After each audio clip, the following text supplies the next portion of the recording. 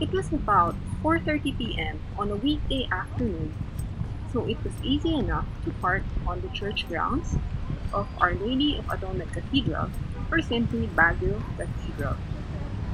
The Catholic Vicariate of Baguio owns this hill where the cathedral is located and the surrounding property, namely this commercial area to my right.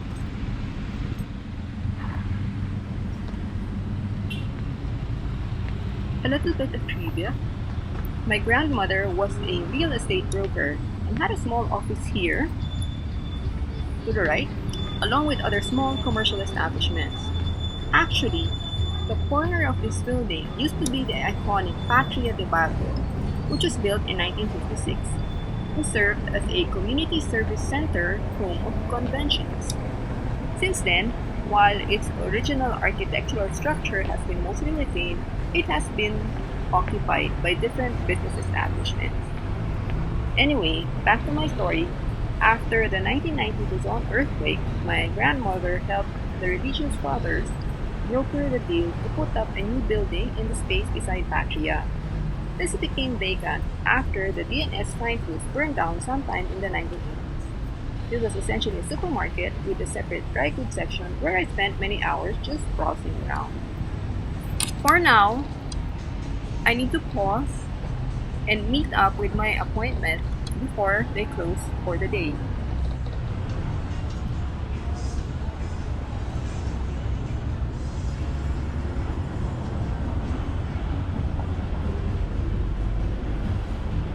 One major errand done, and after driving up to Baguio earlier today and not having had a proper lunch, an early dinner sounds good. And as a special request by a cousin who currently lives down south and is missing Baguio terribly, there is only one place to go to. The chicken, the salad with cake for dessert was a good meal for me. I just hope this pandemic would be over soon so that we could do away with all these paper plates and disposable utensils, among other things.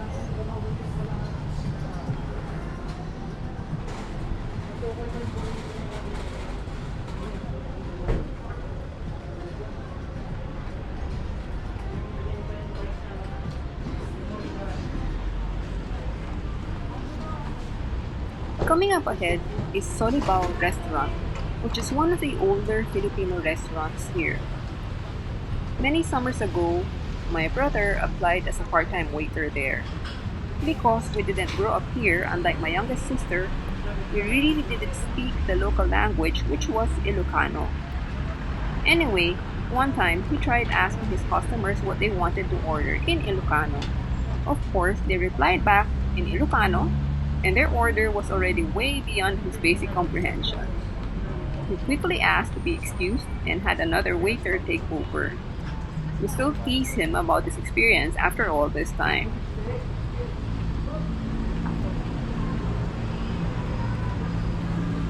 By the end of summer, he had saved enough money to even buy me a sweater at the market, which I really wanted but didn't have enough money for. He also bought a big can of Fita biscuits similar to Ritz crackers for our return trip to Manila by bus at the end of summer. That was a memorable trip as we also smuggled on the bus a puppy which we hid in a box and kept on our laps for the duration of the trip. Session Road got its name back in 1940 when the Philippine Commission held its first sessions and named Baguio as the summer capital of the country. It has a central location and is a good place to walk around and get a good vibe of the city. There are different restaurants, bookshops, drugstores, and other specialty stores. Back then, there weren't any 7-Eleven. Moving around today, it's nice to see some of the businesses still around as well as the Art Deco facade of the old buildings. Back in my youth, there were also a few movie houses around Session. They showed movies that I think were about a month older than what was currently showing in Manila. What was nice about it was that they would do double features for the price of one. And back then, you could simply purchase a ticket and stay and watch what was showing 2 or 3 times until you decided you had enough.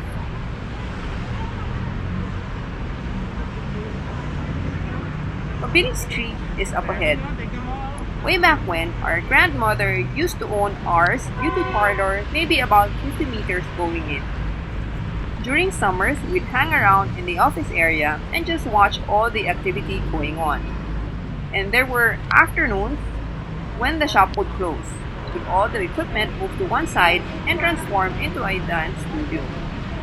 Our aunt would teach us the Hawaiian dance, the more difficult Tahitian dance, which incidentally I never got the hang of, with all those fast hip swaying moves.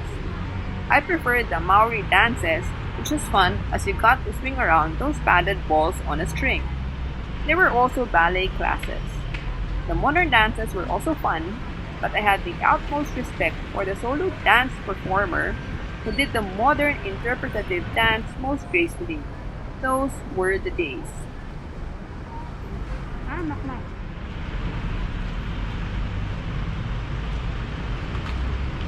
Now I am approaching Malcolm Square, and I am wondering whether I should go all the way to the market or just stop and head back. Looking around, I think I will just call it a day and go back up.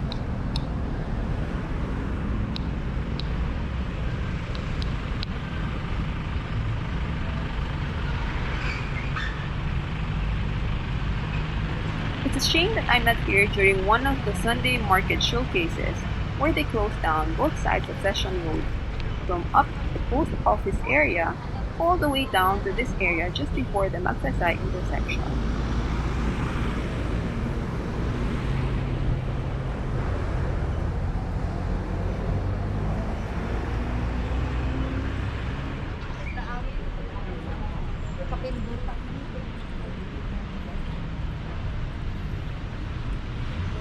I'm thinking that this boarded up area on the right used to house one of the old movie houses before. Pines Theater or maybe Session Theater. One of them burned down, as I recall.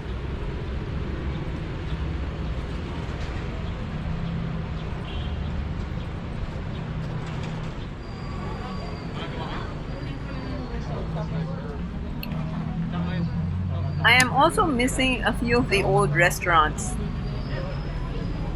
Back then, on this side of Session, there used to be Dainty Restaurant beside 456 Restaurant. This Chinese restaurant for me used to serve the best ever pancit canton. Yummy.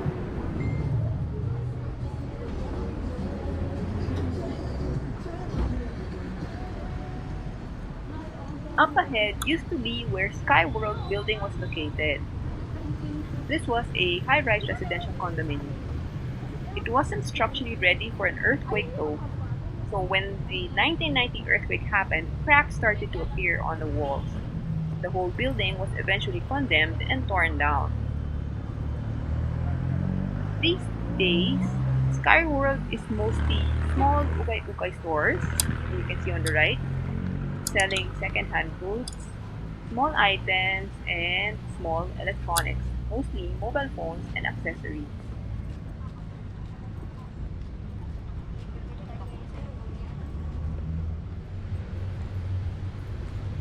In addition to going up or down session to my grandma's shop or office, there was also a time when this used to be my weekend routine. Coming from my office down near Baguio City Hall, walking all the way up to UP Baguio, and then walking back down all the way to the market for my jeepney ride home. That happened during the weekends for one school semester until I got recalled to the Manila office and spent Friday afternoons traveling up for my weekend classes and then traveling back down on Sunday afternoons after class by bus.